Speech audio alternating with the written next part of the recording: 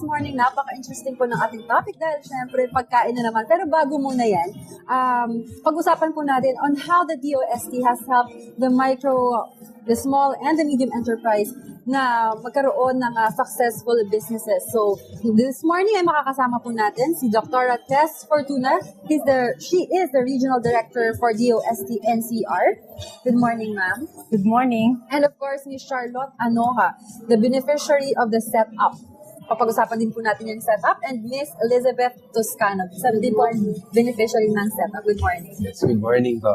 Yes, So, William, Yes. sinabi ko kanina setup. Oo, So, ano ba setup. ibig sabihin nito? Oo, kasi po, di ba, we were talking kanina off-cam, itong ating small and micro industries po comprise about 91% po. So, these are some examples po of small and micro industries. Po. Can we talk a little bit about kung paano po natin natutulungan mag-setup? Okay. Ang Department of Science and Technology, meron kami isang malaking programa. We call this setup. Meaning stands for Small Enterprises Technology Upgrading Program. Tinutulungan namin yung mga na nandun sa micro, small, and medium enterprises group. Tinutulungan namin sila to acquire the necessary technology para mapalakas yung kanilang produksyon at mapaganda yung kanilang product. Okay, speaking of maganda ang product, talagang ang ganda ng packaging na nasa harap natin dito. So, actually, yung mga products natin, yung mga pulveron, which we actually see sa ating mga probinsya. But right now, nakikita po natin na iba po yung packaging nila. So, maybe Ms. Charlotte can extend. Iba ang packaging at napakasarap. I was telling Ms. Charlotte kanina, ang aking kaibigan sa States, pagka nagbibisita ako doon at saka pagka pumupunta siya dito, itong House of Polvoron, ito ang paborito niya. Lalong-lalo na yung pinipig. Can you tell us a little about how you started? Okay. Nag-start kasi yung product namin as unbranded. Nagsusupply kami sa mga institution na lang, like canteens, caterers. And then, nung 2000, we went to DOST, pina-develop namin yung actually nutrition facts, tapos pina-analyze yung product. And then, sumunod na doon yung packaging improvement. Tapos, right now, meron na kaming mga stores sa mga malls. And then, it's also available sa mga supermarkets. So, do you do export na of your product? We only export to Japan pa lang at saka Guam. Okay, si Ms. Elizabeth naman, ma'am, can you tell us, or pwede pong pag-usapan natin yung mga produkto naman? Oo, ito, Seakid, na? Oo. Ano po ang naging inspirasyon ninyo? Bakit po itong ating seafoods na napakasarap nitong dilis at saka ng pusit? Bakit po ito napili nyo? Yung kasing dilis at pusit, karaniwang kinakain ng mga yung mga AB class natin, hindi sila mahilig sa dilis at pusit. Actually, ma'am, kasi nakikita natin, kinakain ko yan dati. Actually, until now. Pero hindi siya nakalagay sa ganyang magandang packaging. Supot-supot lang, di ba? Sa pamamagitan ng DOST, nagawa namin itong magandang klase ng packaging. Kasi yung quality na kailangan namin ng mga machineries, at saka para ma-improve namin yung quality, inassist kami ng DOST. At ang isa pang maganda, hindi kami yung unang lumapit sa DOST, kundi yung DOST, lumapit sila sa PhilPodex, sa mga member ng PhilPodex, at sila pa yung nakiusap na pwede namin kayong i-assist. Pero naman, sobrang naman po yung tulong na binigay ng DOST. Napakaganda ng packaging nyo. Talaga kasi, dahil sa ganyang klase ng packaging, kami yung isa sa napili ng Japan's government para pumunta sa Japan at i-exhibit yung aming I produkto. see. Wow. Kasi kung titingnan nyo po itong kanilang brochure lang po para ng napakaganda ng presentation, pati po yung kulay. Talagang kung makikita mo ito, talagang you will want to try the product, no? Lalong-lalo na kung masarap, you will continue to buy and consume the product. Oo. So actually, kay Dr. Fortuna naman, since minention nga ni Ms. Elizabeth kanina na kayo po yung lumapit sa kanila para sabihin sa kanila or alukin sila ng kanyang mga services. But siguro naman ngayon, since napapanood nila tayo sa TV, ang dami nang may gustong magpatulong sa DOS. So saan po kayo matatagpuan? Ano po yung telephone numbers? At kung ano ba po yung mga kwalifikasyon na pwede para tulungan mo yung mga ating mga small medium enterprise? Usually, nag-a-attend kasi ako ng mga meetings ng malalaking organisasyon, kagaya ng PhilPodex. At tapos doon, ina-announce ko yung mga programa ng DOST.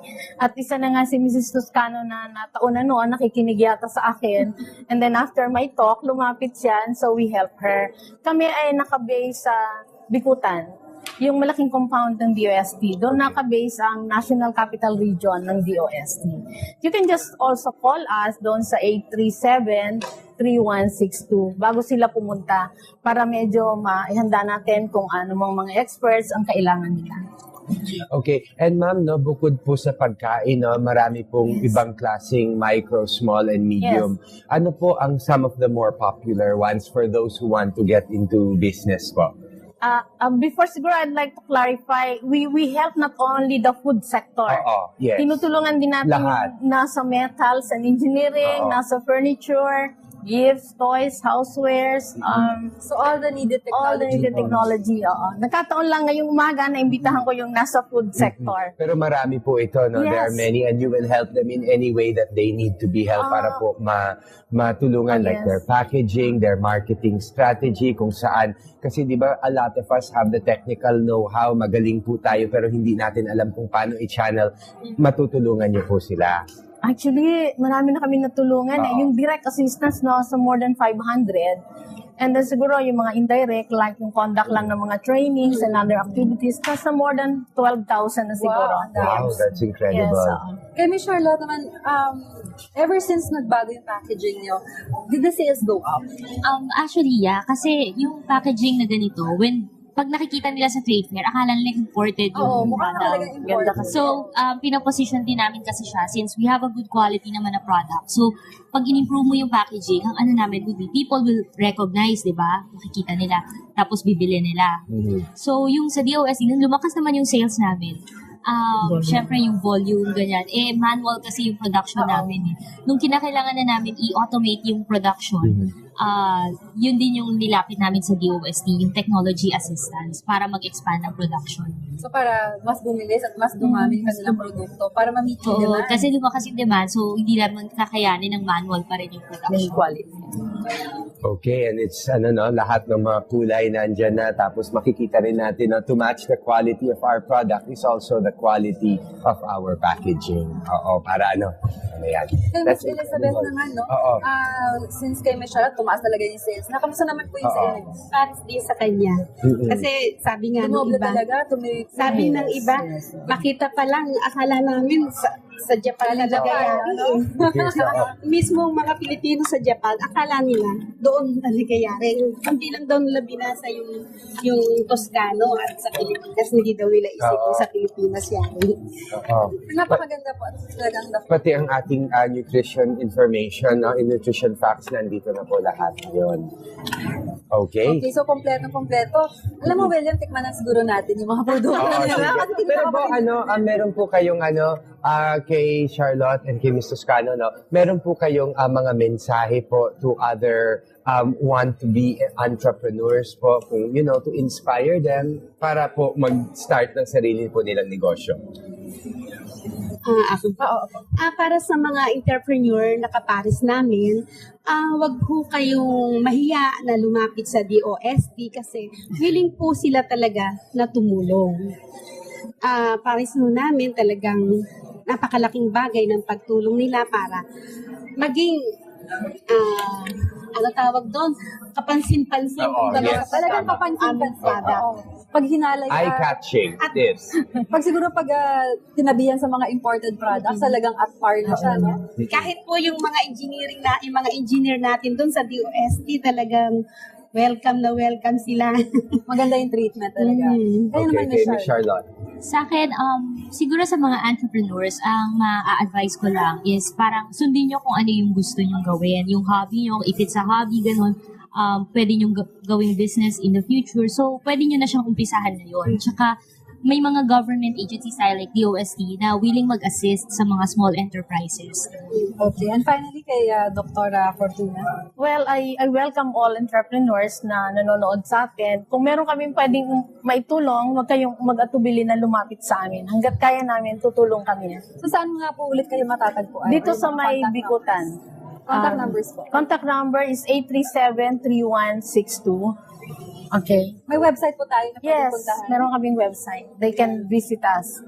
It's www.dos.com.ph. yes. Yes. ncr.gov.ph. Okay. Wow, thank you very much po for sharing this with us. I also want to open my own franchise. Kaya yan, Yes. lalapit din ako para Yes, magano. Sige, thank you very much. Thank you very much for sharing all of this with us. No, mamaya, di ba, Steph, titikman na natin ito. Oo nga, pagkagap. Pagkagap. Sige, speaking of gap. So maraming salamat kay Dr. Tess Fortuna ng DOST-NCR at kay Miss Charlotte Anoja and Miss Elizabeth Toscana, yung beneficiary po ng setup ng DOST. Magbabalik pa po ang morning show. Huwag po kayo aalis.